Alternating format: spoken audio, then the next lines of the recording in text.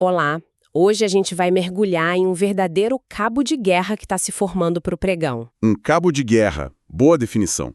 De um lado, a gente tem o cenário global, que ontem recebeu notícias bem animadoras, soprando um vento que, em tese, deveria empurrar o dólar para baixo. Sim, um vento forte. E do outro lado, olhando aqui para dentro do nosso mercado, tem uma montanha de dinheiro posicionada em opções e apostando exatamente o contrário. Uma alta do dólar. É uma dicotomia fascinante. A nossa missão hoje, então, nesta sexta, 19 de dezembro de 2025, é justamente essa. É decifrar as pistas para entender qual dessas forças gigantes tem mais chance de vencer. E para isso, a gente tem o fechamento macro de ontem e, principalmente, a estrutura de opções. Exato, que funciona como um mapa dos grandes players, né? No final, a gente monta um plano de jogo. Ok, vamos começar a desvendar isso. Vamos lá. Começando pelo cenário externo, então, ontem foi um dia de alívio, né? O grande protagonista foi o dado de inflação dos Estados Unidos, o CPI, e a notícia foi boa, certo? Foi mais do que boa. Foi o alívio que o mercado estava precisando. A inflação veio em 2,7%. Bem abaixo do esperado. Muito abaixo dos 3,1% que todo mundo projetava. Pode não parecer uma diferença, assim, tão grande, mas no xadrez da política monetária, é um movimento de rainha. E a reação foi imediata, imagino. Imediata. O mercado, na hora, começou a recalcular toda a trajetória de juros do Federal Reserve para 2026. Deixa eu ver se eu entendi a lógica.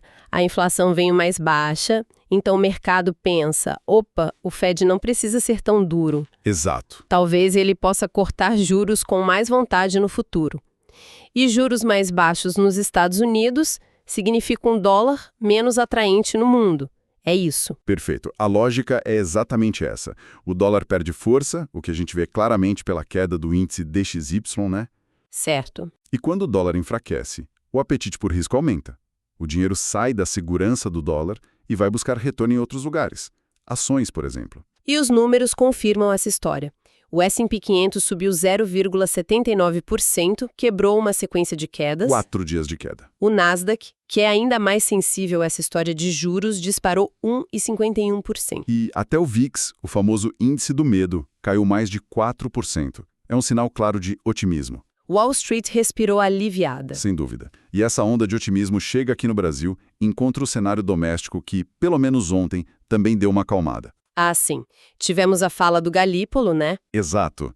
Uma fala do Gabriel Galípolo, do Banco Central, que foi interpretada como um sinal de que a porta não está totalmente fechada para uma discussão de juros em janeiro.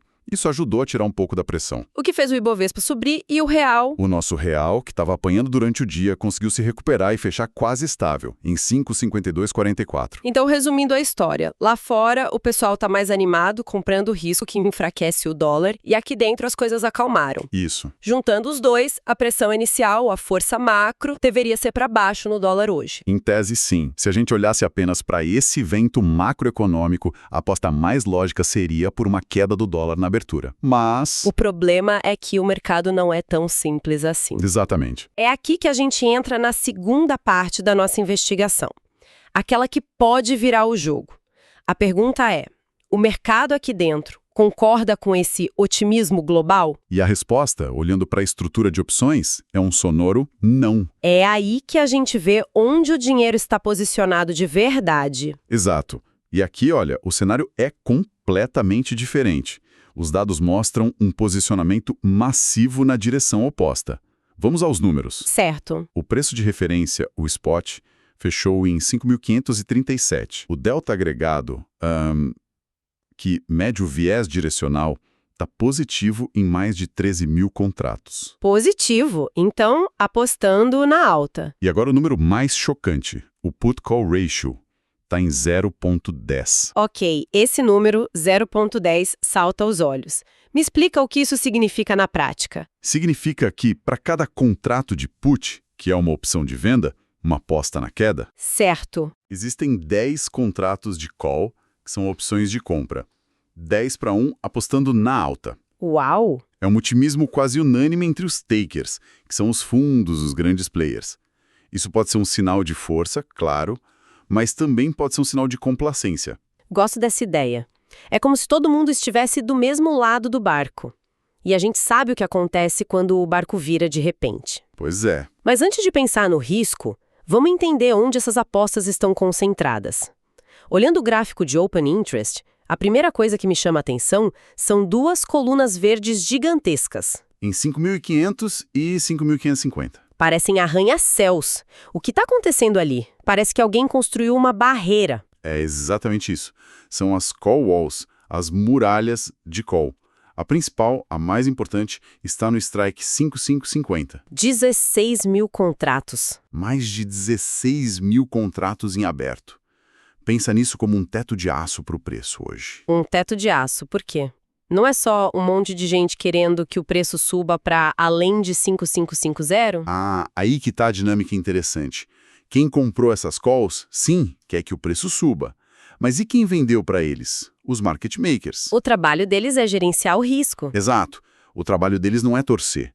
À medida que o preço se aproxima de 5550, o risco desses caras aumenta exponencialmente. Para se protegerem, eles são forçados a fazer o movimento contrário no mercado à vista. Ou seja, eles vendem. Eles vendem contratos futuros de dólar. E essa venda cria uma força contrária que segura o preço, funcionando como uma resistência muito, muito forte. Entendi, a muralha do 5550 é um teto claro, mas olhando para baixo no gráfico, a defesa parece bem mais fraca. Bem mais fraca. As barras vermelhas das puts são minúsculas. Por que essa simetria? O mercado está tão confiante que ninguém comprou proteção? O que isso nos diz sobre o risco? Essa é uma observação perfeita. É crucial. A muralha de puts mais próxima está em 5,475, mas é insignificante. A muralha de verdade, a que ofereceria um suporte forte, está lá embaixo. Longe. Em 5,350, muito longe do preço. Isso nos diz que o piso do mercado está muito menos defendido que o teto. A convicção na alta é tão grande que poucos sentiram a necessidade de se proteger. Ok, essa ideia de muralhas faz sentido, são as fronteiras do campo de batalha. Mas você falou de um termo que parece ser o centro de tudo hoje. O Gamma Flip. O Gamma Flip em 55,33. O preço está em 55,37. Colado nele. O que é esse número mágico? É uma linha na areia? Exatamente. Pense no Gamma Flip como o centro de gravidade do mercado para o dia. É a linha que divide o comportamento dos market makers e, por consequência, a dinâmica do preço. E como o preço está acima? Como o preço atual, 5537, está acima do Gamma Flip, 5533, a gente está operando hoje em regime de gama positivo. E o que significa estar nesse regime de gama positivo? Estar em gama positivo é como dirigir um carro com uma suspensão incrível numa estrada de terra. O market maker atua como esse amortecedor. Suavizando os solavancos. Exato. Toda vez que o preço cai um pouco, ele precisa comprar futuros para ajustar sua proteção. Essa compra segura a queda. Toda vez que o preço sobe um pouco, ele precisa vender. Essa venda freia a euforia. Então, para quem está operando, buscar movimentos de tendência pode ser frustrante hoje. A estratégia mais de ping-pong dentro de um range? Perfeito. É um jogo de paciência. O gama positivo cria uma força de retorno à média. O mercado fica pesado, travado, tende a lateralizar. Estica e volta. Exato. Tentar operar rompimento nesse cenário costuma ser receita para stop loss. Certo, o cenário está montado. Força macro empurra para baixo, estrutura de opções empurra para cima e o gama positivo age como um freio. Então, vamos montar um mapa. Qual força tem mais peso na abertura e qual a tendência para o dia? Bom, aqui a gente combina as peças. A estrutura interna de opções com o delta positivo e o put-call ratio baixíssimo geralmente tem um peso maior na formação de preço no curto prazo. Principalmente na abertura. Exato. Então, apesar do cenário externo favorável à queda, a probabilidade maior é de uma abertura com pressão compradora, testando as resistências. A tendência macro do dia, então, tem um viés de alta? Tem um viés de alta impulsionado por esse posicionamento. Mas... entra o amortecedor do gama positivo. Exatamente. A expectativa é que essa alta seja contida, que ela encontre muita dificuldade, principalmente perto daquela muralha no 55,50. E claro, isso pode mudar. É fundamental dizer, essa é a foto de agora. Uma notícia, um fluxo forte pode rasgar o roteiro a qualquer momento. Faz todo sentido. Então vamos desenhar o mapa para a batalha de hoje. Onde estão as trincheiras? O mapa fica muito claro. A zona principal de operação, o campo de batalha, fica no range entre o Gamma Flip em 55,33, Que é o nosso suporte. nosso suporte magnético, e a Call Wall em 55,50, nossa resistência de aço. A maior probabilidade é o mercado ficar preso nesse intervalo de 17 pontos. Ok, a estratégia de operar a lateralização, o ping-pong, parece fazer sentido. Vender perto de 5550, comprar perto de 5533. Mas e se o mercado ignora tudo isso? Qual o risco de ficar preso nessa estratégia? Esse é o ponto mais importante. O risco está todo concentrado em um único número, 5533. O ponto de inflexão crítico. Exato. Uma perda sustentada dessa região muda o jogo completamente. A gente sai do modo amortecedor. E entra no modo acelerador. O que acontece abaixo de 5533? Se o preço cai abaixo do Gamma Flip, o mercado vira para o regime de gama negativo. A dinâmica se inverte. Agora, para se proteger, o market maker é forçado a vender mais quando o preço já está caindo. Ele acelera a queda. Ele joga a gasolina no fogo. Ele passa de amortecedor para amplificador da volatilidade. Uma queda abaixo de 5533 poderia iniciar um movimento brusco violento para baixo. Justamente porque a defesa lá embaixo é frágil. Exatamente. Uau! Então a linha é muito tênue. Acima de 5533, paciência. Abaixo, o caos pode se instalar. E existem outros pontos de referência nesse mapa. Sim, existem as mid-walls, concentrações menores de opções, boas para scalping. Acima, temos pontos de atenção em 5538 e 5575. E abaixo, caso 5533 seja perdido, Os próximos suportes intermediários estariam em 55112 e 5488.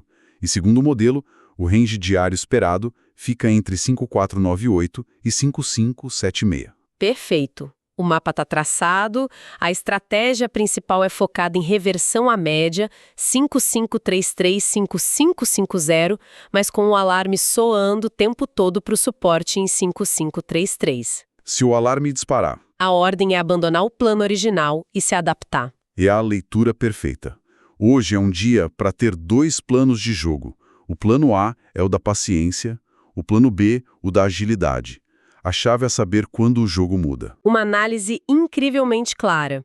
Fica evidente esse impasse entre o macro global e a microestrutura das opções, criando esse campo de batalha tão bem definido. É fascinante. A tensão entre o que deveria acontecer e o que o dinheiro está apostando é o que move o mercado. Exato.